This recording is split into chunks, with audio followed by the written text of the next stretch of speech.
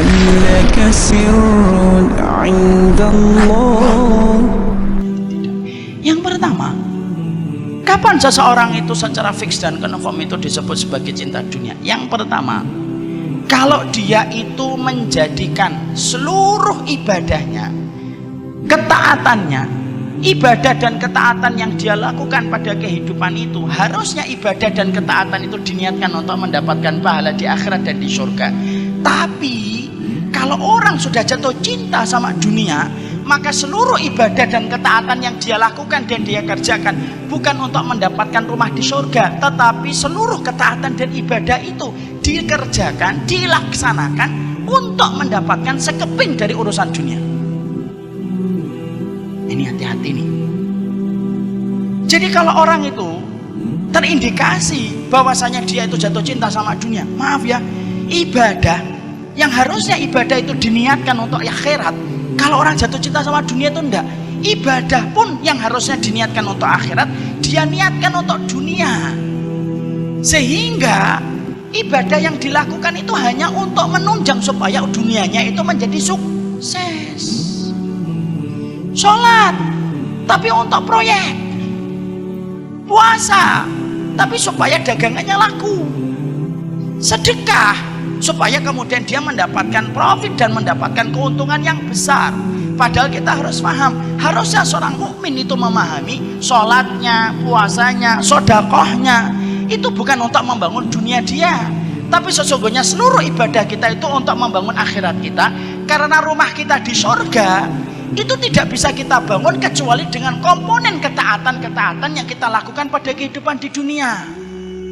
Orang kalau sudah kesetrum dengan cinta kepada dunia, bukan hanya mubah yang dijadikan untuk mendapatkan dunia. Kalau perkara mubah untuk dijadikan dunia memang boleh, tapi kalau orang kesetrum dengan urusan dunia, maaf, sampai urusan akhirat pun dia niatkan untuk mendapatkan dunia. Dan ini termasuk salah satu perkara yang tanpa kita sadari dibenci sama Allah.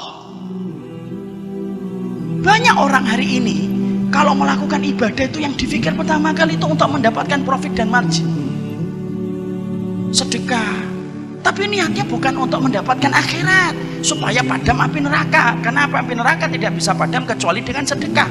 Tapi ternyata kita menjumpai ada orang sedekah, niatnya supaya dagangan dia itu laku.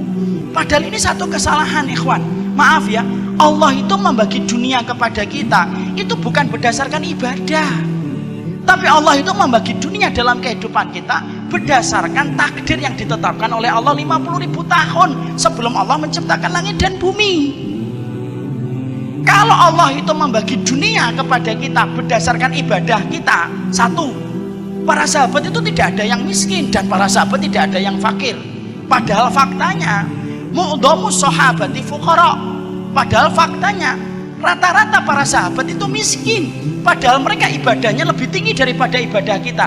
Kenapa para sahabat itu miskin padahal ibadahnya luar biasa? Di situ kita mendapatkan sebuah bukti Allah bagi dunia bukan berdasarkan ibadah. Yang kedua, kalau Allah itu membagikan dunia kepada kita berdasarkan harta, berdasarkan ibadah, berarti orang-orang yang tidak beriman itu harusnya tidak punya duit. Orang yang tidak beriman, yang tidak pernah dzikir pagi, dzikir petang, apalagi datang ke kajian kayak gini, harusnya tinggalnya mereka di bawah jembatan. Tapi kenapa banyak orang kafir yang tidak beriman? Mereka hartanya lebih banyak daripada kita, mobilnya lebih bagus daripada kita, motornya lebih bagus daripada kita, kemana-mana pakai jet pribadi, kita pakai pesawat itu pun yang ekonomi, yang bagasinya bayar sendiri lagi, ya kan? Kalau memang ibadah, kalau memang dunia itu dibagi berdasarkan ibadah, harusnya mereka itu lebih miskin daripada kita. Tapi kenapa kita menjumpai orang yang tidak beriman? Kenapa mereka itu hartanya lebih banyak daripada kita? Di situ kita menjumpai bahwasanya Allah itu membagikan dunia bukan berdasarkan ibadah, tapi berdasarkan takaran takdir. Jadi maaf ya ikhwan ya, saya ingin membuka sebentar. Antum namanya siapa, akhi? Asmaun, Masya Allah. Umur berapa, akhi? 19 tahun. Kalau Asmaun ini antum ditakdirkan mendapatkan rezeki 10 miliar, walaupun antum jarang tahajud, kira-kira 10 miliar datang atau tidak datang? Apa? Datang atau tidak datang?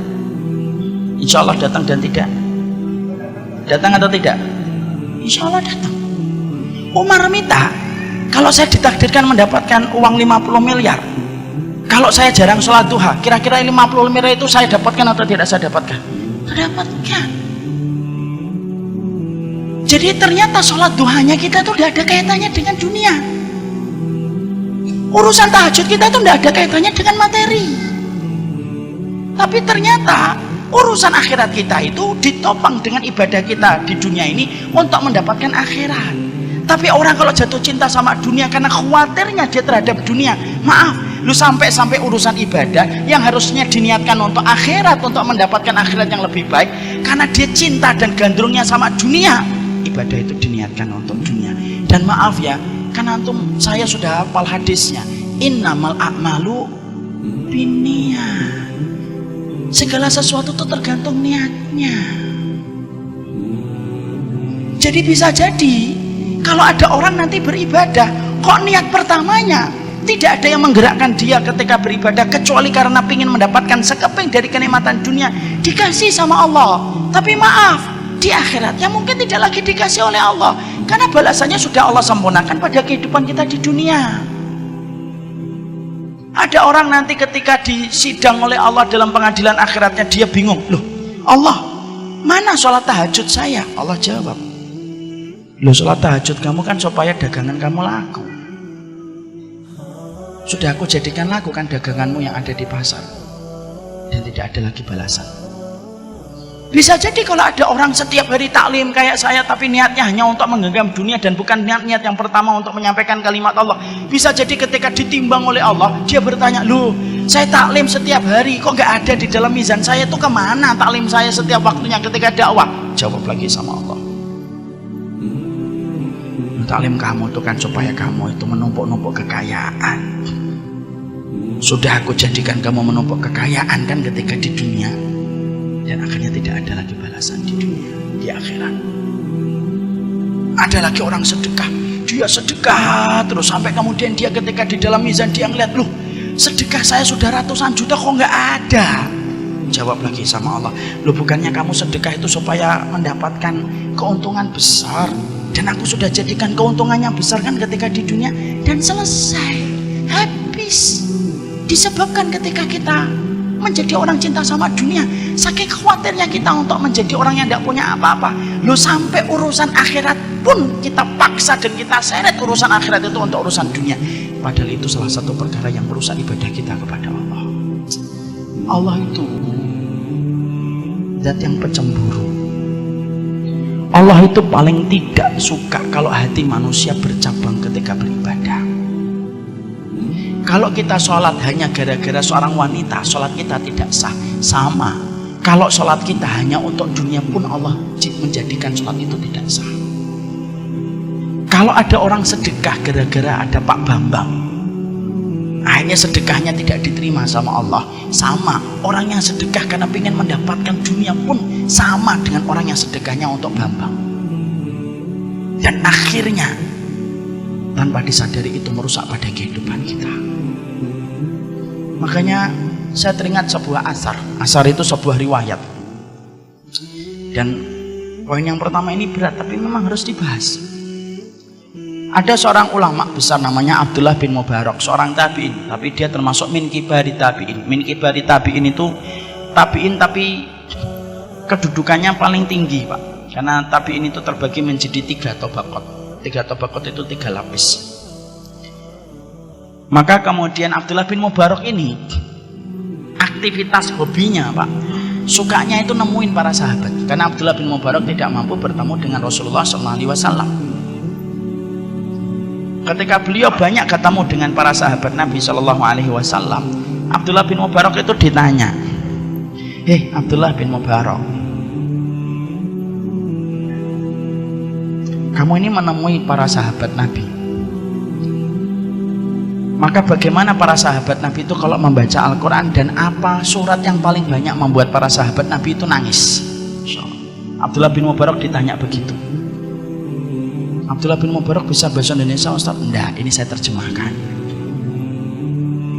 Abdullah bin Mubarak lalu berkata, aku ini melazimi para sahabat satu persatu, dan aku perhatikan makannya, aku perhatikan taklimnya, aku perhatikan bagaimana sholatnya, dan aku pula perhatikan bagaimana para sahabat kalau membaca Quran.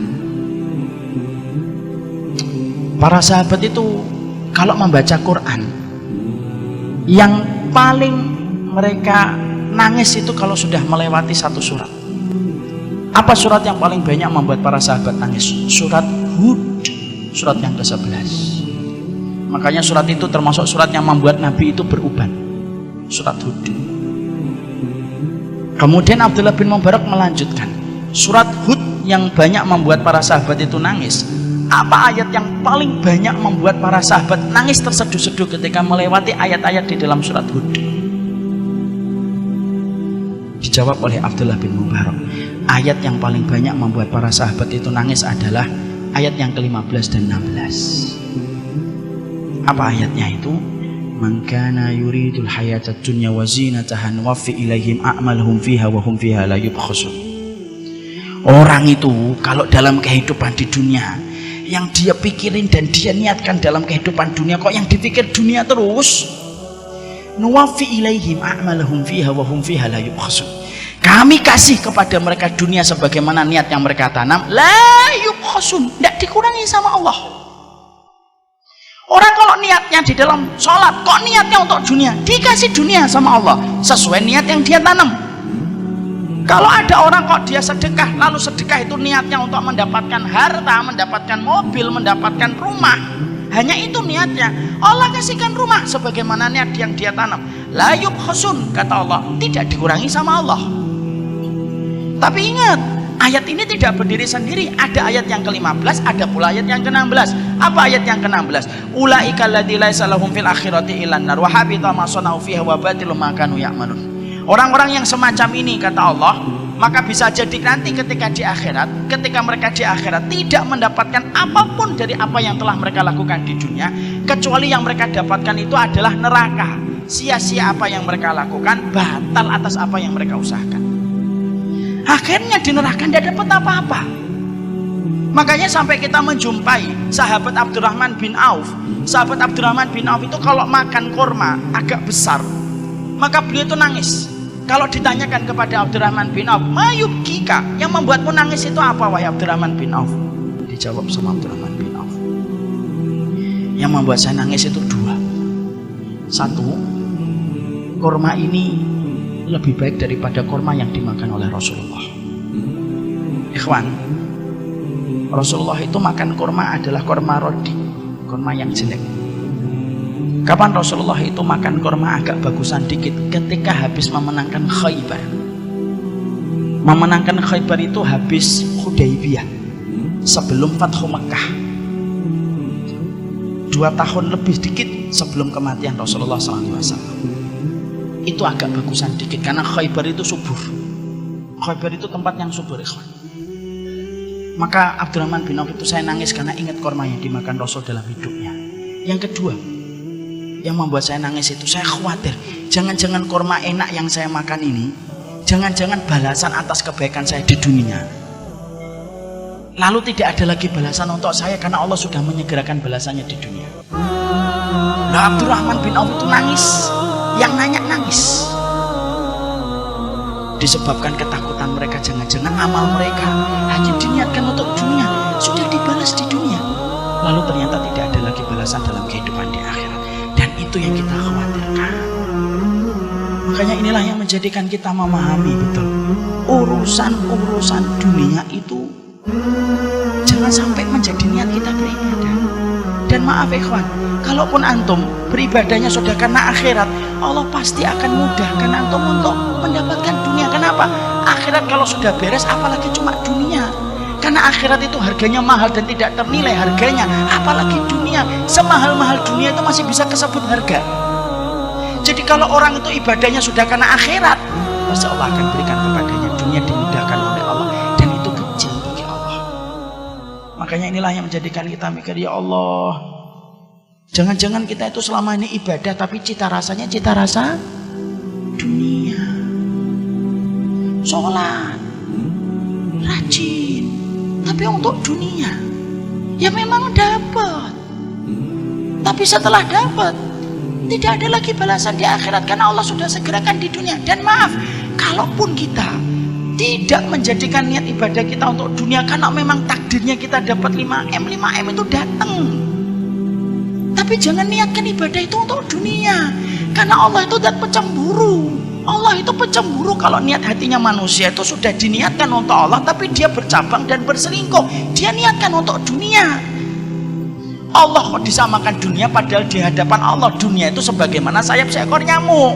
Makanya kalau ada orang sudah meniatkan untuk dunia, ayat surat Hud yang tadi kita baca dalam 2 ayatnya itu bisa mengenai kepada siapa.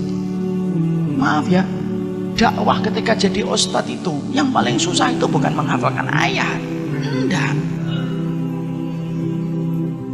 Bukan ketika menghafalkan hadis, enggak.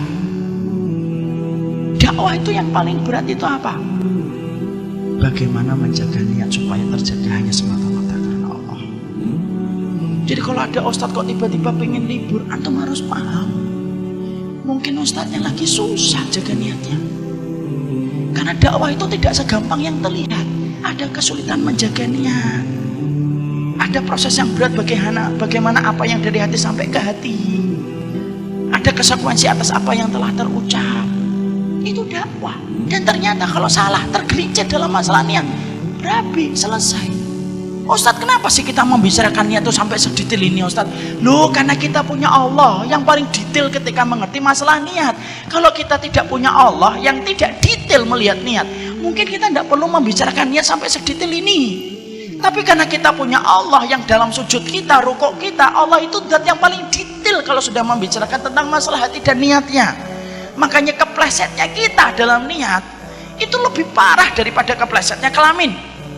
Keplesetnya kita dalam niat itu lebih parah daripada keplesetnya kaki kita. Dan itu yang kita khawatirkan. Cinta dunia itu yang pertama. Semua urusan-urusan ibadah pun akan dibawa untuk mendapatkan dunia. Sekolah yang harusnya untuk akhirat diniatkan untuk dapat dunia itu juga tidak boleh. Makanya kita akan dapetin ada satu hadis, man ta'allamal ilma yubtagha bihi wajhullah la yata'allamuhu illa liyusiba arada minad dunya lam yaridu ahyatal jannah. Ada orang kalau dia mencari dunianya, mencari ilmu diniatkan untuk dunia, dan harusnya ilmu yang dia cari itu diniatkan untuk mencari wajahnya Allah, kok dia niatkan untuk dunia, maka dia tidak akan mencium baunya surga. Saking dalamnya Allah membenamkan ia ke dalam pelukan api neraka.